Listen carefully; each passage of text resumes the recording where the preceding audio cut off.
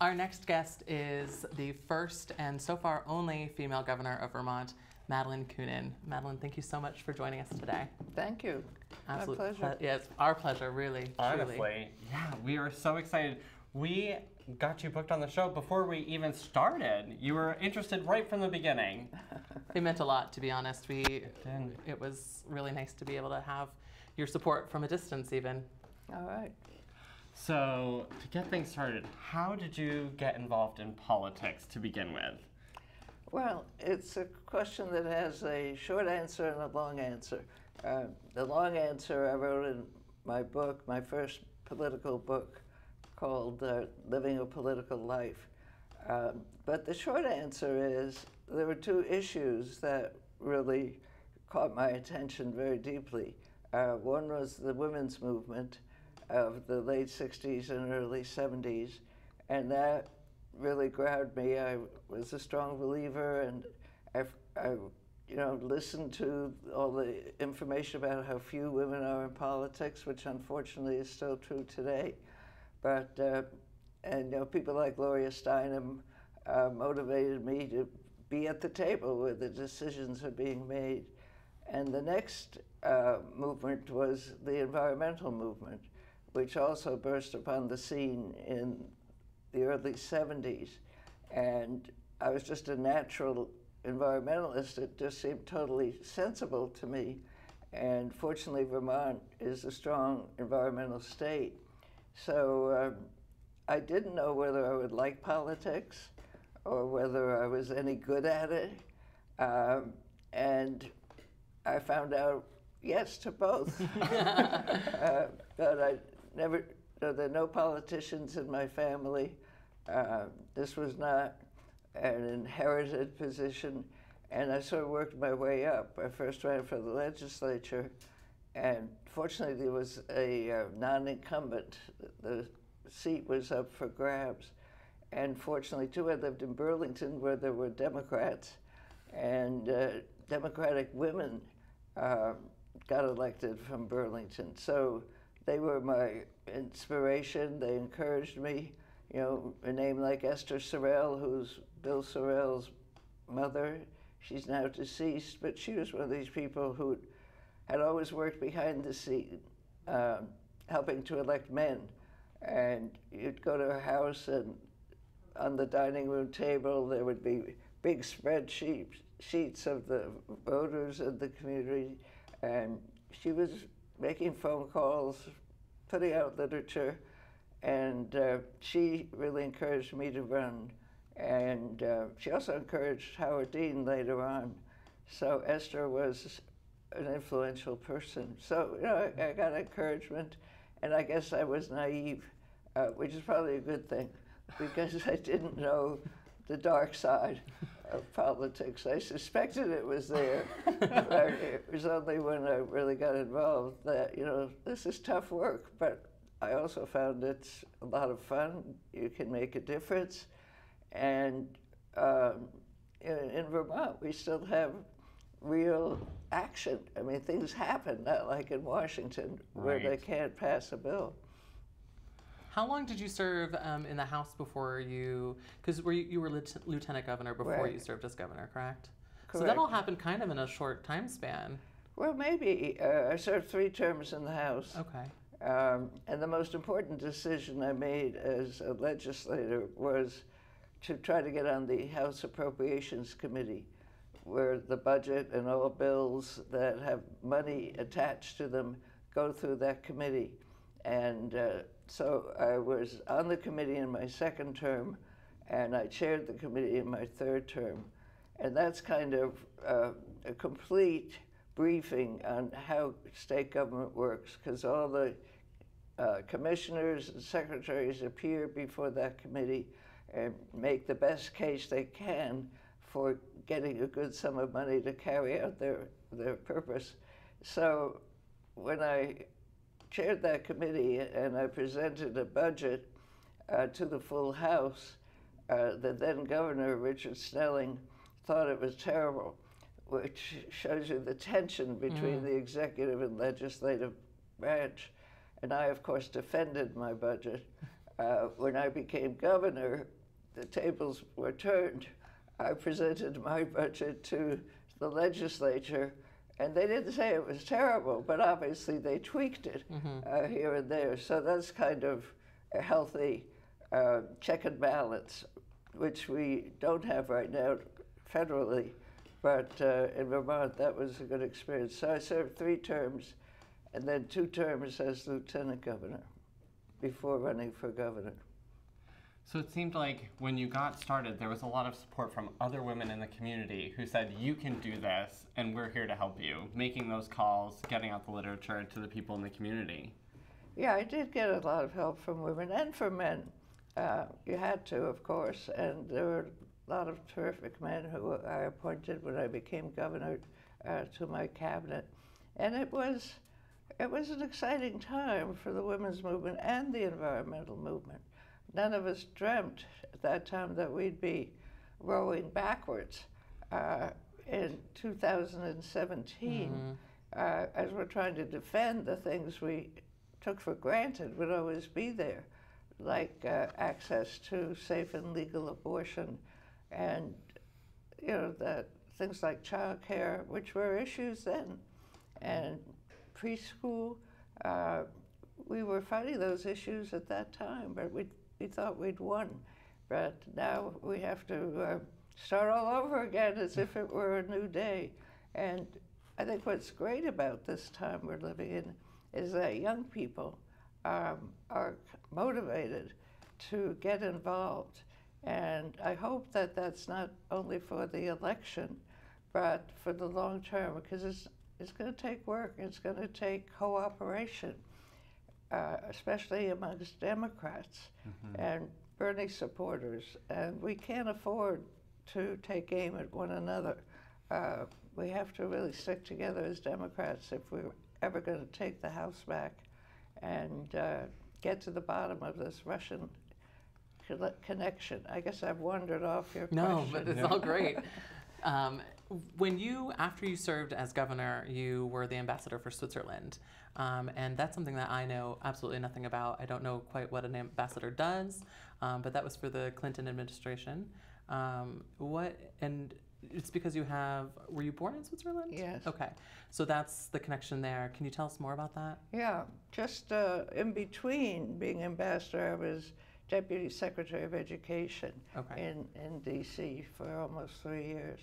But yeah, an ambassador's role, in many ways it's a romantic role. People think, well, you get a chauffeur, you entertain.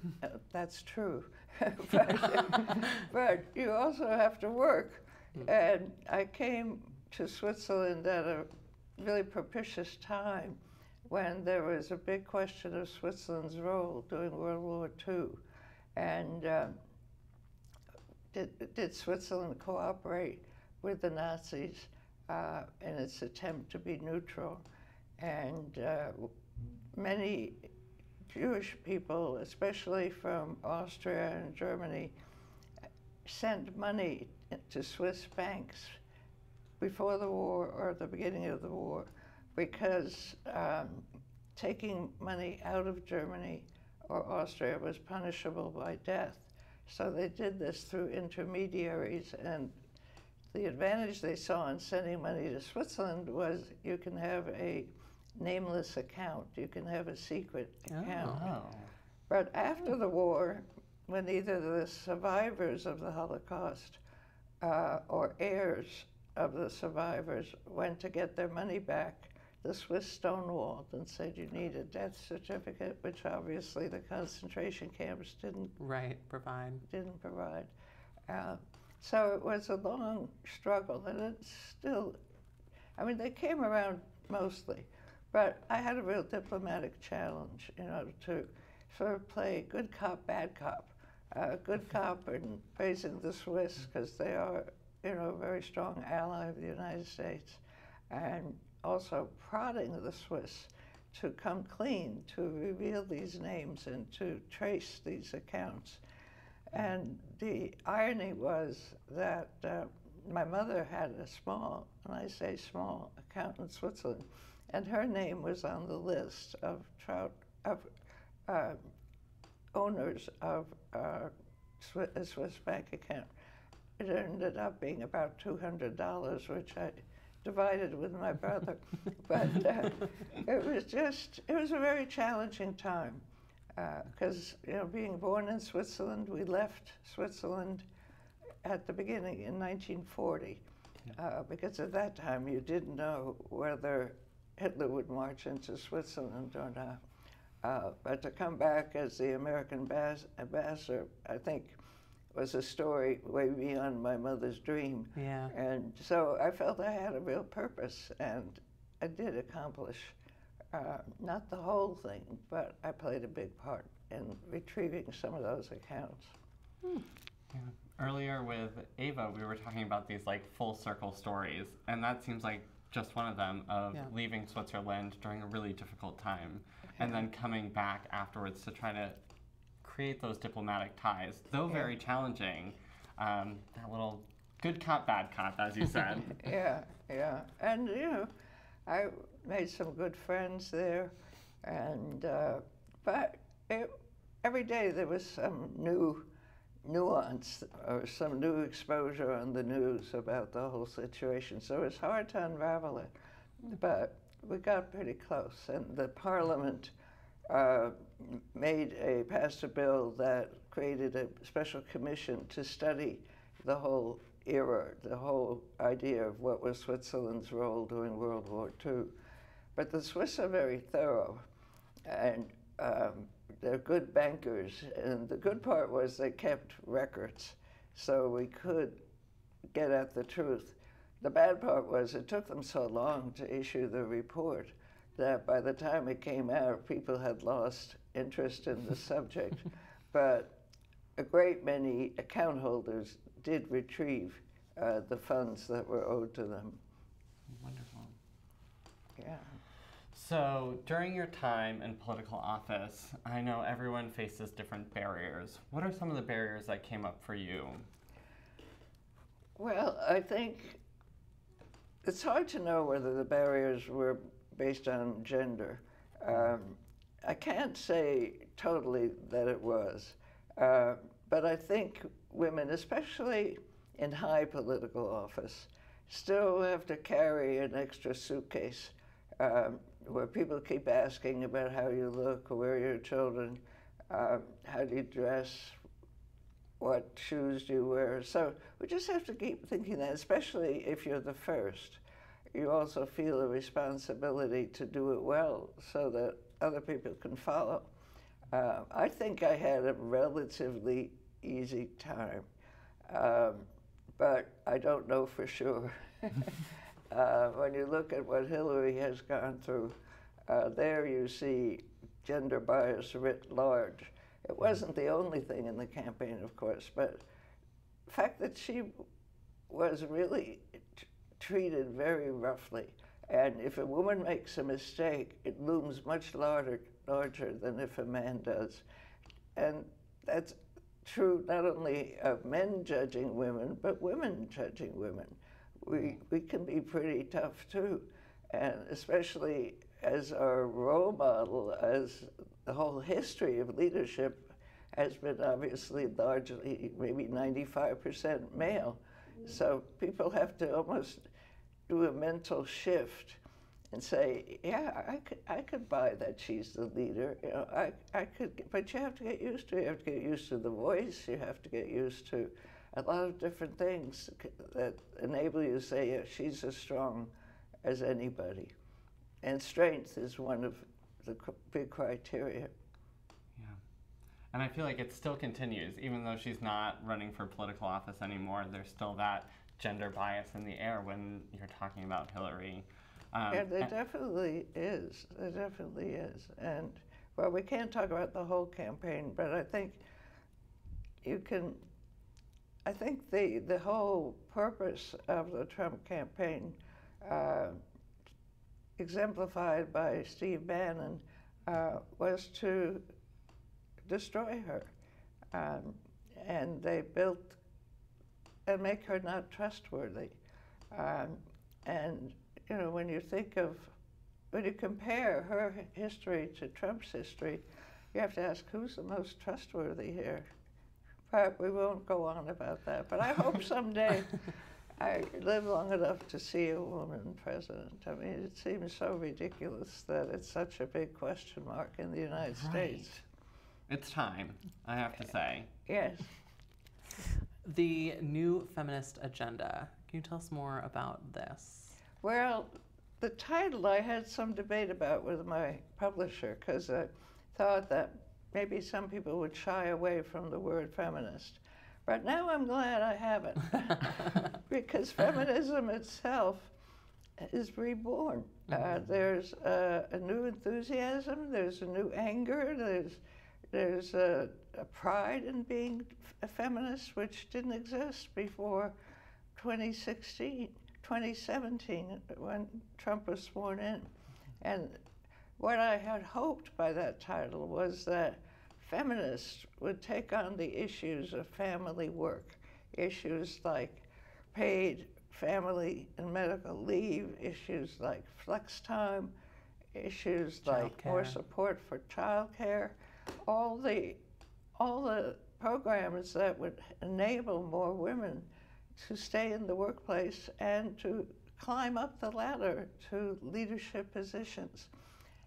What I didn't expect was that these issues would be talked about and debated without the feminists or the people who identify themselves as feminists. I think most women actually, especially women in the workplace trying to balance everything, are feminists at heart, even if they don't assign that label to themselves. So the book contains comparisons between the United States and other countries in terms of these special issues like paid family leave. Just as an example, my son's partner who lives in Montreal and has Canadian citizenship, they gave me the great gift of a 4.5-month-old little girl. But the mother, Chantal, can take a year off, is taking a year off for maternity leave, and her job is guaranteed when she goes back to work in January. So, and nobody debates this. I mean, the big debate is whether to expand it further beyond a year of family leave.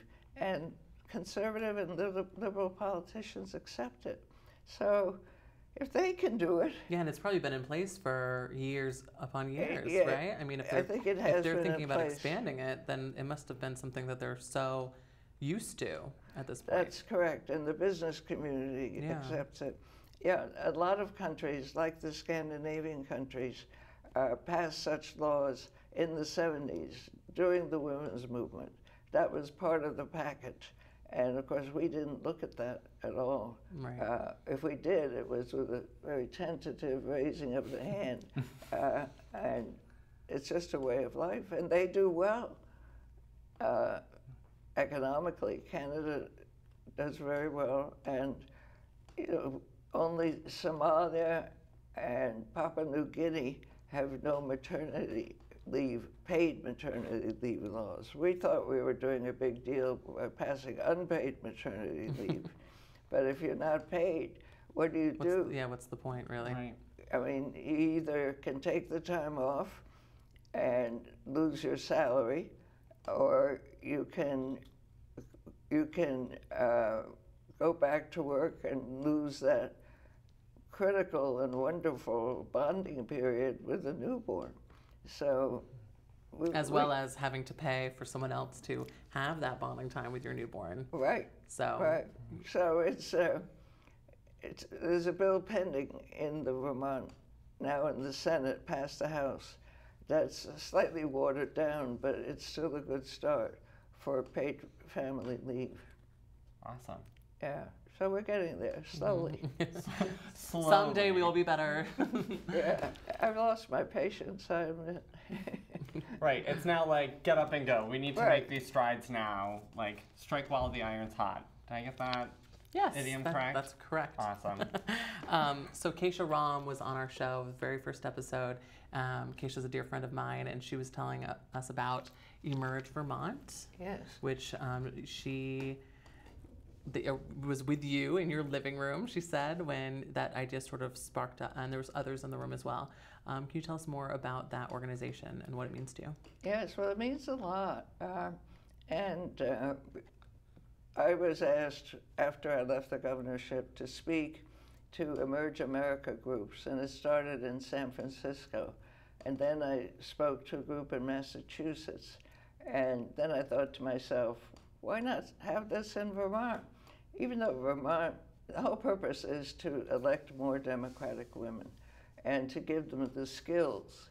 It's not a fundraising. We don't provide them with campaign funds, though we do raise funds to run the program.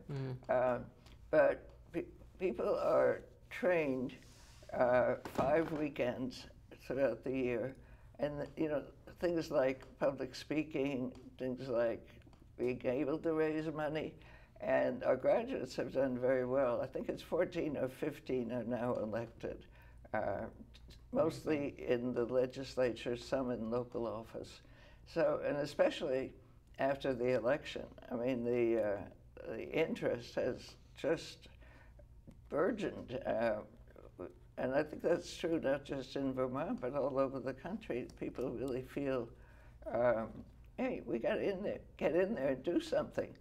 We can't just complain. And surprisingly, Vermont ranks second nationally in the percentage of women, and we have women in key leadership positions. But in local office, we don't. It's about 25%. And nationally, we're one of only 2 states that have never sent a woman to Congress. So we have some catching up to do. Jeez. You do. It's a glimmer of hope. 7 Days had published an article that was talking about sort of who everyone's been vetting for 2018 for the governorship of Vermont. And there was a whole slew of female names listed, Keisha being one of them, of course, of people who may be poised to take over that role. And Emerge, I believe, was also mentioned in that article as being an important player in that discussion. So do you want to spill any any tea, as we say here in the drag community, on who you would see lining up for a potential Dem challenger in 2018? I think, as you noted, there are a lot of talented women, and I don't want to choose amongst them at this point. It's still early, but yeah, it's still early, and it will be a tough campaign because Vermont has a history of re-electing incumbents, partly because of our 2-year term. So people have to think it over. Obviously, there will be somebody. But you can also focus on the importance at the local level. There are many towns in Vermont that have never had a woman on the select board. It's always been sort of a good old boys meeting, and these towns have a lot of influence too. Yeah. Well, even the House, the Senate. That's really, and there's opportunities throughout for more women voices to be heard. So. And I'm hearing that the change starts right in your small communities. That's right. Look at the people who are leading right around you. So start at the select boards. Yeah. Get the women in there. Yeah. So, but you might ask, why should women be there? But women are different still, as you know. They bring different issues up. For example, childcare is a big issue, and for some men too. But it's women who push hard on these issues. And when we got sick leave, that was a bill that became a law last session. The prime sponsors were women. Why? Because this is their life. They've experienced trying to juggle a baby and work and home and all those balls in the air. And some men do too, but it's more intense for women. because it's like a gut issue. It's something you feel you really can fight for. And in politics, issues are competitive. To get to be elected is obviously competitive, but the issues are too. So I see things like paid maternity leave moving up from a footnote to right to the top of the agenda, where it will get the most attention and hopefully the most success. But we still have a mindset in the United States that somebody's home taking care of the kids. And you know, in the old days, really old days, mama was home because you could live on a single wage income, though there were always women who struggled with this issue. They just didn't get recognized. I mean, women who worked in low-wage jobs, they had no choice, and they relied on relatives or whatever system they could handle together. But when it became a middle-income issue, it became more visible and got more attention. It's low-income women who really have the most to benefit, because they have no power to negotiate either. If you're at a managerial level, you can stitch together maternity leave by taking vacation time or sick time or asking your boss to work at home. Well, a sales clerk or a waitress can't do that. Yeah. It'd be the exceptional boss who would say, yeah, I'll give you time off. So it sounds like we need to have a diverse set of voices, not necessarily just women, but people from a variety of backgrounds, whether that's low income, people of color, LGBTQ folks, who can bring in a real diverse set of perspectives to say, like, these are the areas that aren't being talked about in the old boys club. Let's make that change. Yes, but what's so maddening right now is that the Tea Party or the Independence Party, it's all a bunch of men sitting in a room deciding whether a woman has the right and control over her own body under Roe v. Wade. Deciding when you can have children is really determining a woman's entire life. If she suddenly has an unwanted pregnancy, she may have to quit her job.